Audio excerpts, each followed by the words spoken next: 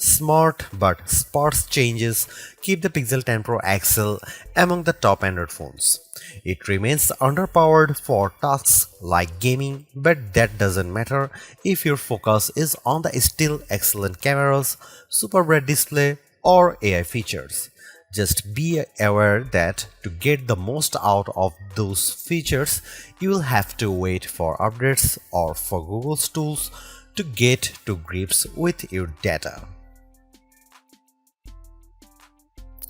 The Google Pixel 10 Pro XL is named in part after its size, but to get to grips with how good a phone it is, it would be wrong to focus on physical qualities alone.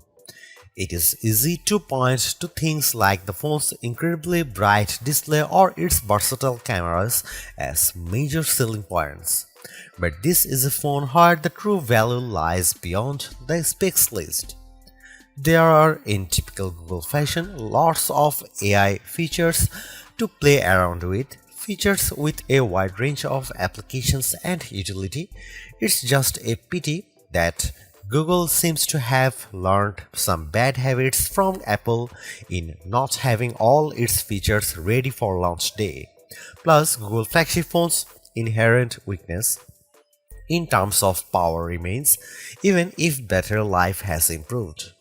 As the final big Android phone launch expect this year, I have been testing the Pixel 10 Pro XL against its main competition and also the latest iPhone just in case you are considering switching to or from an Apple phone. It's resulted in some of the most interesting phone comparisons of 2025 and I am thrilled to be able to take you through them. You might be surprised to hear that the Pixel 10 Pro XL's camera are identical to the Pixel 9 Pro XL's, at least on paper. The 50 megapixel main, 48 megapixel ultra-wide, 48 megapixel 5x telephoto and 42 megapixel selfie cameras are unchanged from the 2024 model, as all the upgrades are located on the softer side. Here we can see some camera samples of the Google Pixel 10 Pro XL. Let's kick off the comparisons with main camera shot of a cottage. We see the first evidence of the Pixel 10 Pro XL's apparent default processing priority, balancing the brightness of all colors in the shot. This is perhaps why the Pixel shot is much warmer, with the Galaxy S25 Ultra's image being cooler and brighter. Against the iPhone 16 Pro Max, the Pixel 10 Pro XL also looks less bright but punches up the colors in return. The trees in the background in this view across a park are much easier to make out in the Google photo. And how does it compare against the outgoing Pixel 9 Pro XL? This photo of disused telephone box shows that the Pixel 10 Pro XL gives slightly stronger colors on the blue end of the spectrum, but is otherwise identical to the Pixel 9 Pro XL's image. In the night mode, with our subject being mini bottle of Henderson's relish, we see the Pixel 10 Pro XL struggle to capture the light compared to the Galaxy S25 Ultra, but the Pixel does have less of a red color caused by the curtains in the room than the S25 Ultra, which could be an advantage in some cases. Switching to the ultra-wide cameras and looking over a small stream in a wood, the Pixel's image pales compared to the S25 Ultra's far brighter shot. This is likely as a result of the Pixel's relatively small sensor not capturing as much light and the post-processing not being able to do enough to compensate. Macro mode also uses the ultra-wide sensor, comparing to the Pixel's effort against of the iPhone 16 Pro Max of a pink flower. The Pixel's shot is darker, again likely because of its small sensor, but the image still has good contrast as we can still make out the detail in the flower's center. The final rear camera on the Pixel we need to look at is the 5x telephoto camera, which I pointed at a breeze over a lake. The Pixel has tried to balance the mix of light and shade in the shot, resulting in an apparent lack of color compared to the S25 Ultra, while the Samsung's shot's richer color of the water is appealing. The breeze is blown out in return. The Pixel 10 Pro XL's telephoto camera offers up to 100x max magnification for the first time, except with the power of ProRes zoom. Images at the level are still legible, albeit potentially inaccurate. But let's start at a less extreme 50x. Zooming in on a milestone's curved lettering, it's already obvious that the Galaxy shot is noisier than the Pixels, but based on my own observation, the Pixel has over-smoothed the stone, removing some of the texture in an effort to clean up the shot. At 100x, this effect is even more noticeable. A stone that's been sitting outdoors for who knows how long is unlikely to be as smooth as the Pixel's shot would have you believe. But in terms of legibility, while both photos still show the lettering clearly, the Pixel shows them in crisper detail. When exporting the images, the Pixel 10 Pro XL conveniently gives you both your original ProRes zoom shot and the processed version, allowing some interesting comparisons. For instance, we have here a church window about 1000 feet away from where I was standing as I took the photo. It's an impressively sharp shot, but the Pixel's processing system seemed to have read the stone bars between the glass as wood, adding a vertical grain effect. While the detail of the brickwork has been impressively recovered, it shows a big limitation of these generative detail enhancing tools. It shows you what's likely to be there rather than what truly is there. Google enhanced some of the camera's associated features, such as making best take active automatically with enough photos and offering 50 megapixel resolution for portrait modes. But the all-new feature and the one I spent the most time with was Camera Coach, the new photography teaching tool that's accessible right from the viewfinder. This is currently in preview, so hopefully its powers will multiply in the future, but right now it's more of an interactive forming tool. It will detect what you are pointing the camera at, offer some suggested compositions, and then give you tips on which camera lens to use, where to stand, and how to position the subject. If you can, it's a fun, personalized way to learn. But there are so many more tools in the Pixel 10 Pro XL's toolbox. I hope more options or perhaps an advanced mode appear in future to help guide users to try even more, like switching between vertical and horizontal shots, setting a manual focus, or adjusting exposure.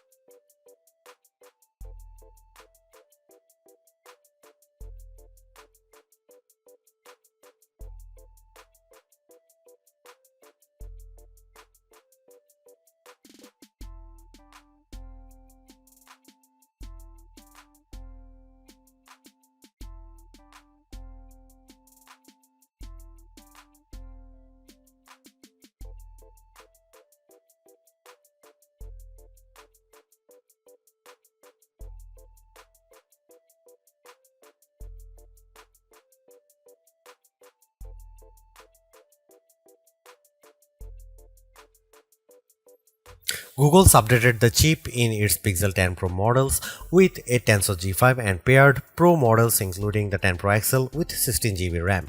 Considering that previous Tensor-powered Pixels have lagged behind in performance, we were curious to see how this update changes things. As the results demonstrate, the Pixel 10 Pro XL is noticeably improved over the Pixel 9 Pro XL, but is still underpowered when looking at the Snapdragon and A series chips that power the Galaxy S25 Ultra and iPhone 16 Pro Max. The Adobe Premiere Rush video test shows this specially. In my general gaming test of playing the graphically intense RPG XR stress in order to get a consistent 60 FPS frame rate, I had to turn off anti-aliasing, reduce the resolution from ultra to high and environment quality down to average, and even the game would still experience hiccups. And flagships with Snapdragon 8 Elite can easily handle this game at maximum settings. Now that the 128GB Pixel Pro XL model has been discontinued, the Pixel 10 Pro XL starts with 256GB storage with the option to up that to 512GB or 1TB storage. This should be speedy storage to load and unload thanks to Google using the UFS 4.0 memory standard with 512GB or 1TB of storage on a US model. You also get zoned UFS, a feature that supposedly organizes data within your device's storage to improve its efficiency, speed, and the device's lifespan. We are not sure why this is limited to only a 2 out of 3 storage options and only to American customers, but it sounds like a bonus worth having.